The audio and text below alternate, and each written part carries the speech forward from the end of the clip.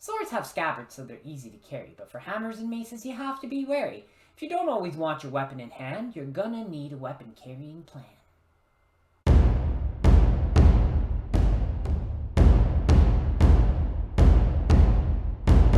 Hello again friends, Lauren back with you, and today we're going to talk about carrying your hammers, maces, your blunt weapons, maybe even axes. No, don't have an axe at hand. Because swords have scabbards, and knives have sheaths, and you can easily carry them out your belt, but what about these weapons? And sometimes you do need to put them away, you need both hands, and you don't want to put it on the ground, particularly if you have a really nice, decorative, yet still functional piece like this Todd's Workshop Warhammer. More about that in a second. When you have a sword and scabbard, the weight is all up near your hip or your waist. You know, the pommel, the guard, the grip, all that weight is there. And if the sword is moving, the lighter end is what's moving on the bottom, gets a pendulum effect. So when you're carrying your blunt weapon, like a mace or a warhammer, you definitely want to make sure that the heavy end is up at your belt, so that what happens is you don't end up with a pendulum effect that hurts you. So on this lovely 14th century piece, late 14th century, an example is in a museum in Venice. That's what Todd has based his reproduction on. It has a belt hook. That means you can hook it onto a belt. Ta-da! But the problem is I broke the mounting screw when I was putting it together, so the belt hook doesn't stay on. I'll have to fix it.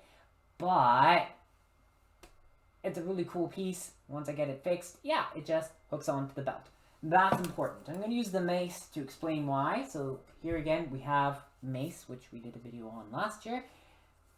It has a strap. This is not for hanging it from your belt. This is a wrist strap. This goes over your wrist. And this way, if you're using it, fighting other people in armor in particular, if we're looking at historical examples, if it slips out of your hand, it's easy to recover. It's dangling. Yeah, it's going to pull on your wrist. Maybe it'll hurt a little bit, but you can grab it.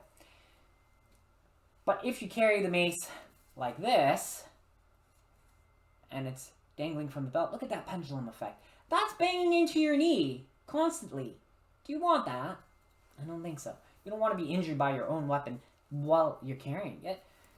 So there might be something like a ring at your belt. Now, a lot of times these are called frogs in the modern sense, and I can't find out why. I tried to do some research.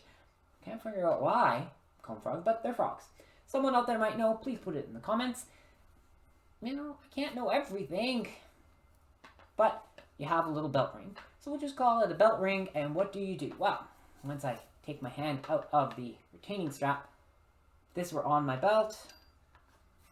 It's a little tricky. Got to flip it up. But you can put the mace through, and then when it's sitting on the belt, less pendulum effect. And it's the lighter end. So if it's even rubbing against your leg, it's not going to hurt you. The dangerous part is not moving. It's up here in the top. It's secure. It's at your waist. The bottom is what's moving, and that's not actually going to injure you. Whereas, as we just showed, if you had a hook where you hook this like this, as you're walking, it's spinning, it's moving, it's going to hurt you.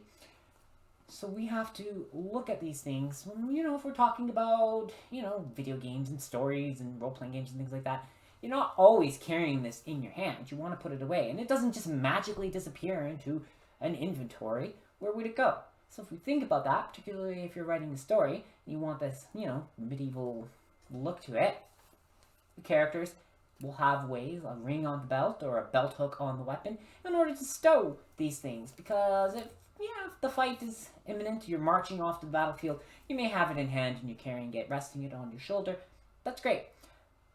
But when the characters are just around the camp, but they might still want to show it off, because if you had a really nice looking dragon hammer, you would still want to show that you had it. And maybe you want it on your belt while your armor is on, but you need both hands while you're preparing for things, still want to show it. You have ways to do it, right? Weapons are also about status as much as they are about function. And showing that off, but being able to put it away for a few moments while you need two hands to do something, there's an advantage to it. So on these higher status things, we do see ways in order to carry them at your belt, in order to make sure you can have your hands free, but still the way they're carried prevents you from injuring yourself with your own weapon. Very important for axes, of course. The same kind of idea applies. The axe, the blade goes at the top. Yeah, you do have to be careful not to hit your arm on it, but it's better than it swinging and chopping into your leg every time you take a step. Alright friends, just a quick little video today to talk about that concept, just to plant some seeds, so if you're doing your gaming or writing stories or whatever it is, you know, it helps to shape the fiction, it helps to illustrate and add color and spice to what it is you're doing, and a little glimpse of history that, you know, there are more than one way to do things, and you don't always have to put your weapon in your hand and put it down on the ground to do something else. Take care. Remember, like, subscribe, comment, because your comments help shape the content of the channel. Stay safe out there, and keep on swinging. But I'm not going to swing the mace right now because I don't want to hit the computer.